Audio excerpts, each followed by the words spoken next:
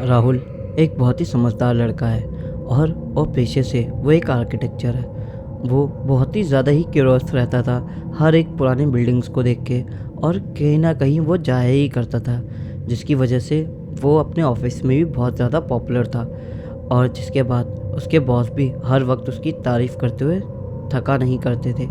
लेकिन एक दिन राहुल एक ऐसी बिल्डिंग के बारे में सुनता है जो कि भूतिया होती है। तभी उसका दोस्त कहता है, राहुल तू इस बिल्डिंग में जाके दिखा, मैंने सुना है ये बिल्डिंग बहुत ही ज़्यादा खतरनाक है और हमारी कंपनी इस बिल्डिंग को तोड़ के एक नई बिल्डिंग बनाने वाली है।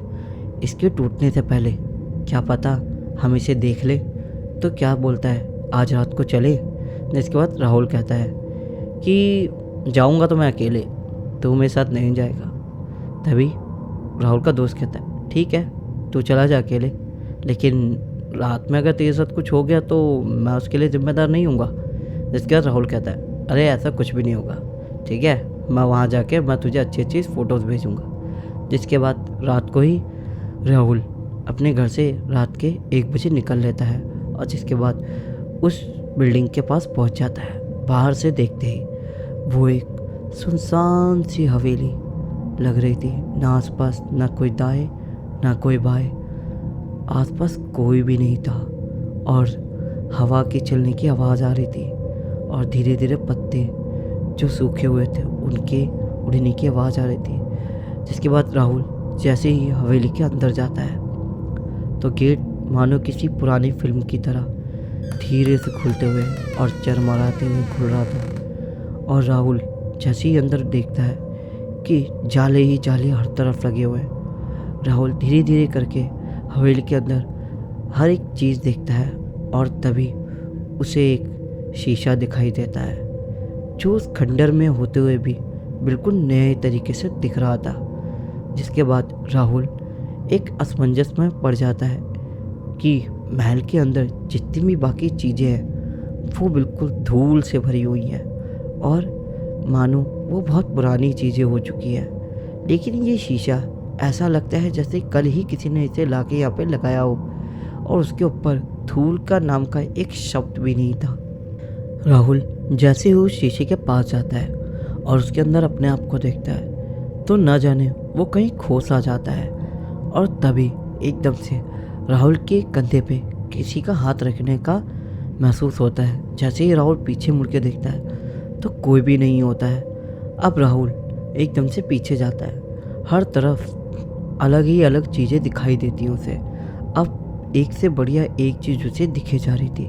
जिसके बाद राहुल मन ही मन सोचता है कि ऑफिस वाले इस बिल्डिंग को पता नहीं क्यों ही तोड़ना चाहते हैं। ये बिल्डिंग बहुत ही रहस्यमयी है और यहाँ पे एक से एक चीज़ें पढ़ के हैं, मैं इनमें से कोई एक चीज़ ज़रूर ले जाऊँगा। जिसके बाद राहुल के मन में ना जानो क्या आता है कि वो उस शीशे को ही अपने साथ ले जाता है।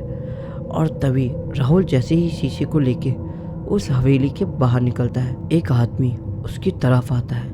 राहुल उसे देखकर थोड़ा हक्का बक्का हो जाता है कि अभी तक तो इस जगह पे कोई था ही नहीं, तो ये आदमी कहाँ से आया। जिसके बाद राहुल उस आदमी से पूछता है अरे आप यहाँ पे तो पहले थे ही नहीं, जब मैं अंदर आया तो आप यहाँ पे क्या कर रहे हैं। जिसके बाद वो आदमी उस शीशे की तरफ देखते हुए बोलता है मरेगा तू भी मरेगा, मैं कह रहा हूँ इस शीशे को यहीं छोड़ दे, वरना तेरे साथ जो होगा वो भगवान ही मालिक होगा। जिसके बाद राहुल उनसे कहता है क्यों, ये मैं तुम्हारे लिए छोड़ दूँ जिसे तुम बेच के अपने लिए दारू का इंतज़ाम कर सको। जिसके बाद वो आदमी राहुल को कहता है अब तेरा बचना नामुमकिन है, इस शीशे ने तेरी बुद्धि फेर दी है और अब तू बच नहीं पाएगा। जिसके बाद राहुल उस आदमी की बातों को इग्नोर करके वहाँ से चला जाता है और अपने घर जाके वो शीशा लगा देता है।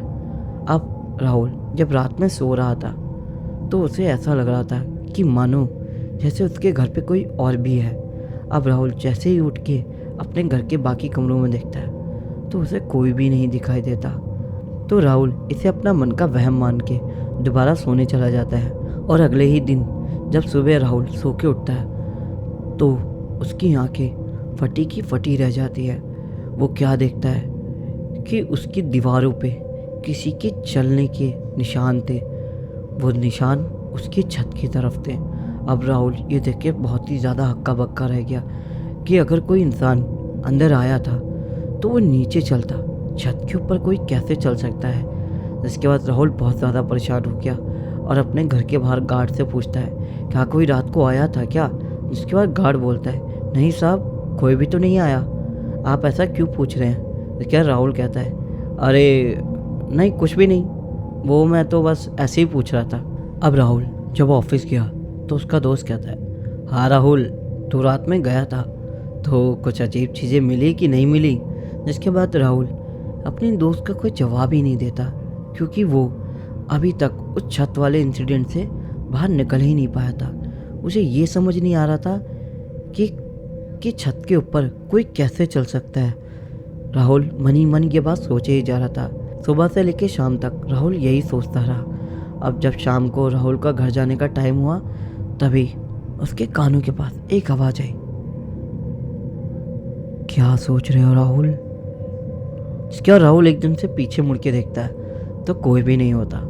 राहुल को लगता है कि शायद वो कुछ ज़्यादा ही सोचने लग गया और उसे ऐसा लग रहा था कि वो शायद ज़्यादा ही थक गया। जिसके बाद राहुल अपने घर जाता है तो घर जैसे ही जाता है तो देखता है कमरे के अंदर रेत ही रेत, पैरों के चलने के निशान हर तरफ थे। और वो गार्ड के पास भागते हुए जाता है और उससे कहता है मेरे रूम में कौन गया था, रेत ही रेत पड़ी हुई है और लोगों के चलने के निशान जैसे मानो कमरे में बहुत सारे लोग थे, तुम मेरे साथ चलो।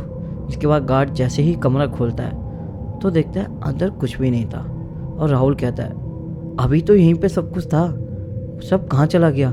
जिसके बाद गार्ड कहता है साहब लगता है आप चैन से सोई नहीं है, आप एक काम करिए, आप आराम कर लीजिए, हो जाता है कभी कभी। जिसके बाद गार्ड वहाँ से चला जाता है और राहुल अब परेशान हो जाता है। राहुल रात में नींद की गोलियाँ खा के सोता है लेकिन उसे आवाज़ सुनाई दे रही होती है कि कोई तो चल रहा है। जैसे ही राहुल अपनी आंखें खोलता है अब राहुल के मानो पैरों से ज़मीन ही निकल चुकी थी। उसे ये समझ नहीं आ रहा था कि वो चीखे या चुप रहे।